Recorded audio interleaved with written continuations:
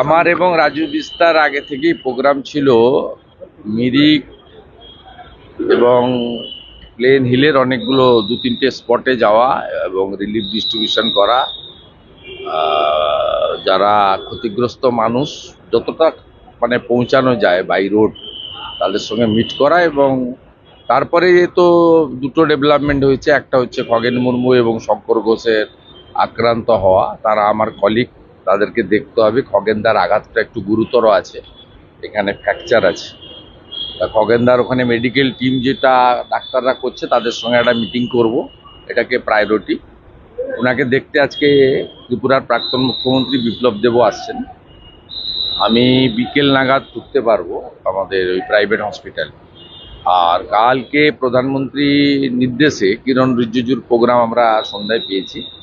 তা প্রথম দুটি প্রোগ্রামে কিরণ রিজিজুর সাথে আমি থাকবো, আমি এবং রাজু বিস্তার।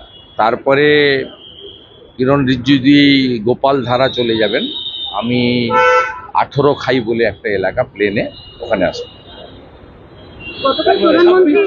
আমাদের নিজেদের যাওয়াটাও যেমন দরকার, সাথে সাথে খগেন মুর্মু এবং শঙ্কর ঘোষের সঙ্গে মিট করাটাও খুব প্রয়োজন। ও সর্বোপরি রিলিফ ওয়ার্ক বা যা যা হচ্ছে সবটাতে আমাদের ভারতীয় জনতা পার্টির সাংসদ, বিধায়ক এবং কর্মীরা প্রত্যক্ষভাবে যুক্ত হয়েছে। এবং আমরা ইতিমধ্যে গত 36 ঘন্টাতে ধরতে পারেন আমরা 15,000 লোককে রিলিফ কিট ডিস্ট্রিবিউশন করেছি। আরও 35,000 লোকের পরিকল্পনা আমাদের আছে। আমাদের 8 জন বিধায়ক 21টা ফুড ক্যাম্প চালাচ্ছে প্রত্যেকটা অ্যাসেম্বলিতে। এর সঙ্গে সরকারকে কোঅপারেশন করা আমাদের কর্তব্য। কিন্তু আমি সবচেয়ে বেশি ধন্যবাদ দেব আর্মি এবং এনডিআরএফকে। তারা না থাকলে মৃত্যুর সংখ্যা অনেক বাড়ত। 30 ক্রস করে গেছে। আমার মনে হয় নিখোঁজ আরও অনেকে আছেন। সেই নিখোঁজদেরকেও নিখোঁজদেরও আমরা ব্যাপারে চিন্তিত আছি।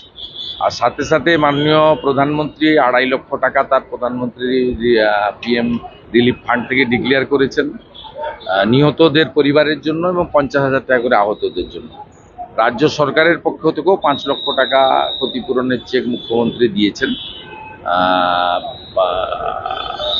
আমরা সাংসদ, বিধায়ক, বিজেপি যারা আছি আমরাও একটা আলোচনা করেছি, সিদ্ধান্ত নিয়েছি। আমরাও নর্থ বেঙ্গলে যারা মারা গেছেন তাদেরকে আমরা অর্থ সাহায্য করব। এবং আমরা নিজেদের যে ভাতা বেতন আছে আমরা সেটাকে কালেক্ট করছি, বিজেপির এমএলএ এমপিরা। আমরা সেটাও আমরা যে কজন আইডেন্টিফাই হয়েছে, এখন অব্দি 23 জন আইডেন্টিফাই হয়েছে। তা আমরা প্রত্যেক কেসের সংখ্যা যাই হোক, 30 হোক 35 হোক, যেখানে গিয়ে আমরা চাই না যে সংখ্যা বাড়ুক, প্রে টু গড, আমরা এটা করব। এটা আমাদের মানবিক কর্তব্য। আর এখানে সবাই মিলেমিশে কাজ করা উচিত। কিন্তু কালকে যেভাবে নাগরাকাটাতে ঘটনা ঘটেছে, এখনো পর্যন্ত একজনও গ্রেপ্তার করা হয়নি। এটা অত্যন্ত বেদনার। আমি এফআইআর হয়েছে কাল রাতে, এফআইআরের কপি ইত্যাদি ব্যবস্থা নিচ্ছি এবং প্রয়োজন হলে আগামীকাল কলকাতা হাইকোর্টের ভ্যাকেশন বেঞ্চে আমরা যদি আজ বিকেলের মধ্যে অ্যারেস্ট না হয়, কারা করেছে ভিডিওতে খুব পরিষ্কারভাবে দেখা যাচ্ছে, আমরা তার বিরুদ্ধে কিন্তু ব্যবস্থা নেব। মুখ্যমন্ত্রী যাবেন, অসুবিধা কি? মুখ্যমন্ত্রী তার মতো করবেন। আমাদের প্রোগ্রামের সঙ্গে মুখ্যমন্ত্রীর প্রোগ্রামের কোনো ব্যাপার নেই। ওনার প্রোগ্রাম আলাদা জায়গায়, যেখানে ব্রিজ ভেঙেছে, যেখানে গতকাল গভর্নর গেছিল, শুনেছি ওখানে যাচ্ছে। উনি যাবেন, তা এটা তো সবাই মিলে করতে হবে। এই তো ঝান্ডা নিয়ে কেউ যাবে না। এটা নিয়ে কেন খগেন মুর্মু আর শঙ্কর ঘোষকে মারা হলো, বাধা দেওয়া হলো, এর কারণই তো আমি খুঁজে পাচ্ছি না। এই সময় তো সবাই যাবেন, পাশাপাশি দাঁড়িয়েও মানুষের পাশে দাঁড়ানো যায়।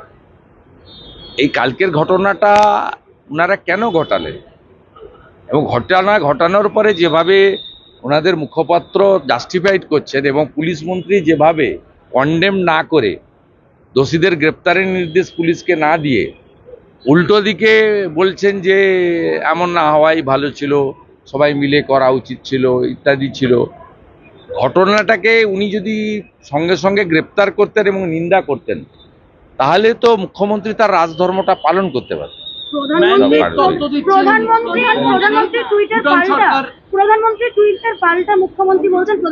আমি সকালবেলা 8টার সময় দেখে নেবেন, কমেন্ট রিটুইটও করে দিয়েছি, মুখ্যমন্ত্রীকে আমি উত্তর দিয়ে দিয়েছি।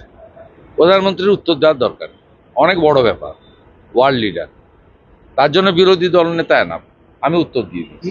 ম্যানমেড তত্ত্ব দিচ্ছেন মুখ্যমন্ত্রী, বলছেন ভুটান সরকার দায়ী। তো এখানে কালীঘাটে বলছিল ফারাক্কা দায়ী, ডিবিসি দায়ী।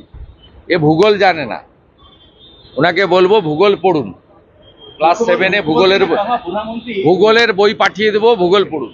আরো ভালো খবর দেখতে সাবস্ক্রাইব করুন বাংলা হান্টের ইউটিউব চ্যানেল। বাংলা হান্টের আরো খবর দেখতে নজর রাখুন। বাংলা খবর মানেই বাংলা হান্ট।